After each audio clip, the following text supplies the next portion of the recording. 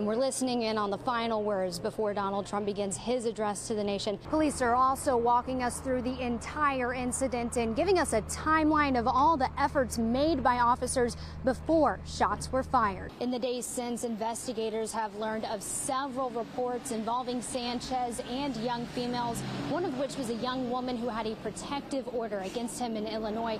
He had just moved to Elkhart less than a year ago. And those emotions skyrocketing as former President Donald Trump entered the building earlier this evening. Now, nearly every available seat in this arena is filled as the world waits to hear Trump's first address to the American people since an attempt to assassinate him last weekend. We're only a few hours into this weeks-long trial, and already we're hearing chilling details from both the prosecution and the defense. It's now day 19 of this trial, and jurors have deliberated for 9 hours so far. We're hearing from many of the former president's supporters tonight, and Donald Trump himself is reportedly reworking his script in the final hours to focus on unity.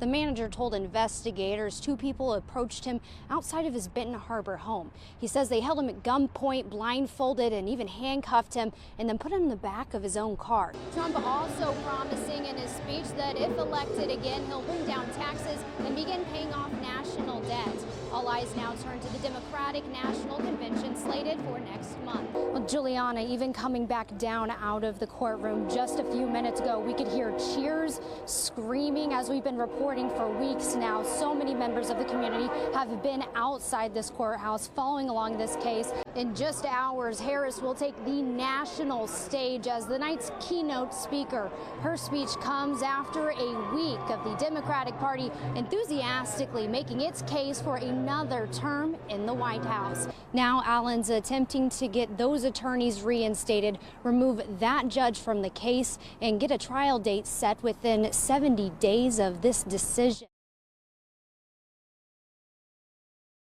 Now at 6 across the country, the number of people living without homes, on the street, or in shelters continues to climb at an alarming rate. Efforts to improve the situation continue in St. Joe County. Yeah, they often spark enthusiastic support and cautious opposition, as some in the community are concerned about the amount of taxpayer money being spent on those resources.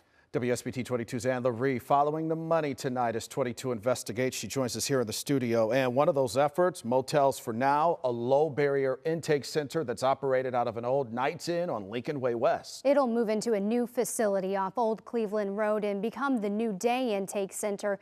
They hope to break ground there this summer. Those behind it and other efforts say we need to keep making progress.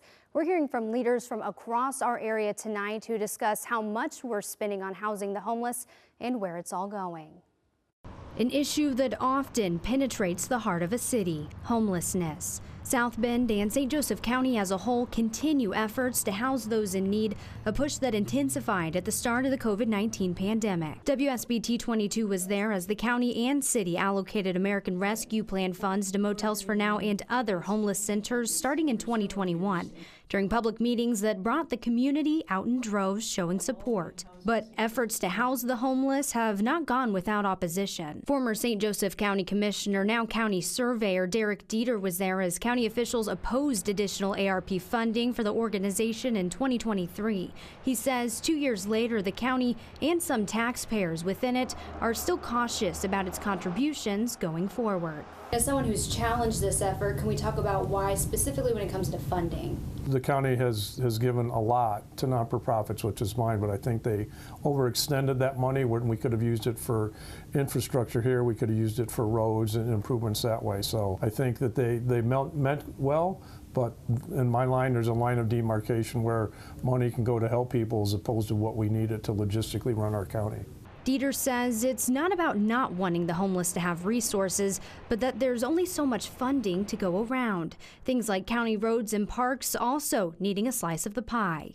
But unfortunately, sometimes it turns into a political battle of what party wants to do what, instead of saying, okay, we all should agree that we need to have a lot better roads, or the police need to have raises or equipment, or the fire departments need to have equipment, what they need. That's what we should focus on instead of all the bickering. Information I obtained shows St. Joseph County has spent $3.6 million on the Motels for Now program since 2020. That funding has come from the American Rescue Plan federal grant and the general fund.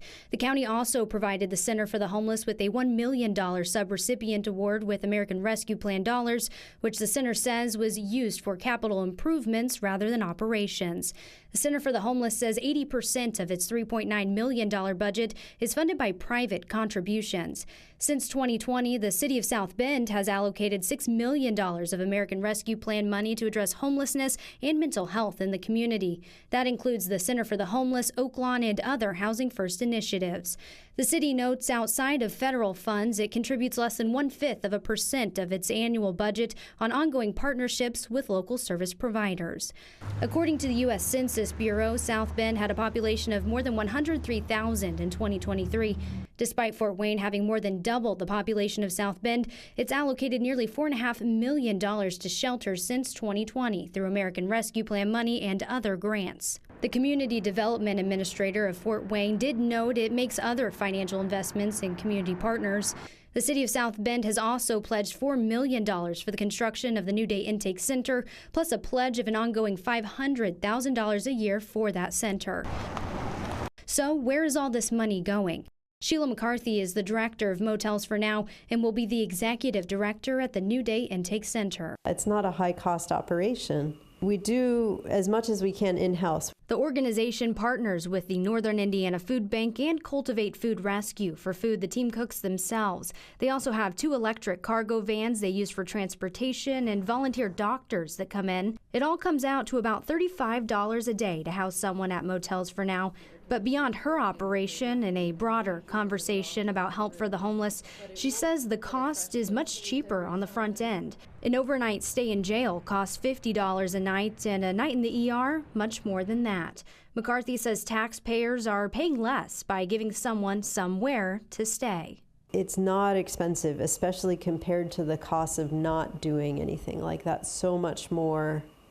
And just so unpleasant for all of us. No one wants to have people sleeping outside. No one wants to have people digging through trash cans. It's terrible for a whole city, a whole society.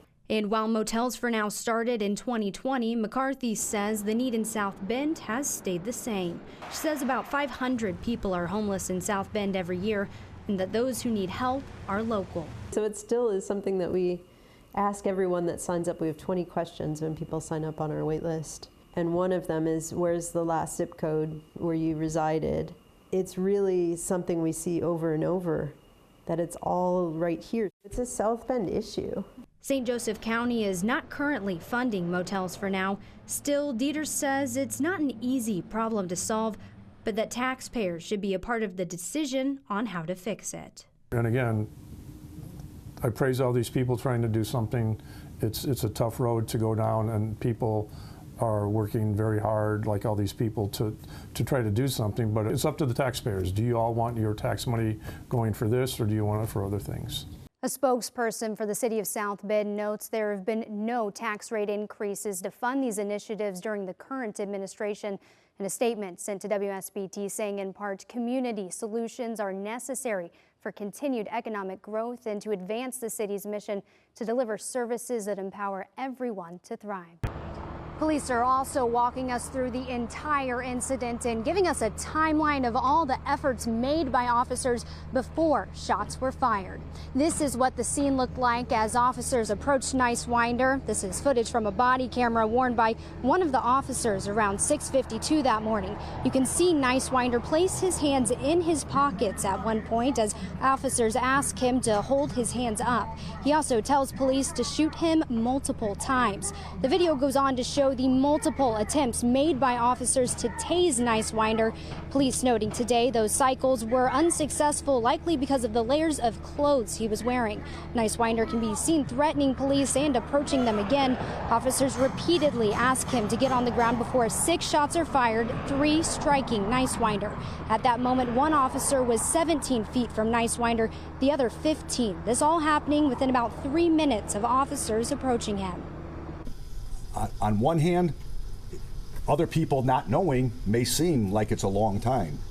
for the officers, it could have seemed forever. We're breaking down into quarter and half seconds, and it's just, again, each human being dealing with whatever situation it may be is totally different. Police also offered some context today on the efforts of those tasers and the training that these officers go through. I'll have more on that tonight at 6. We're now live in South Bend. Ann Laree, WSBT 22 News. Because there was cars down the road, all the way down the street. There was cars. It was pretty. It was a nice amount of people out here. Neighbors say they've never seen anything like it. Large crowds of young people block after block in the area of Washington and Walnut. What neighbors say looked like hundreds of young people partying quickly turned scary.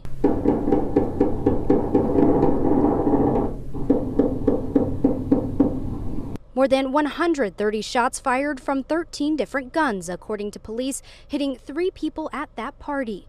36 police cars sent to the scene from 4 different departments.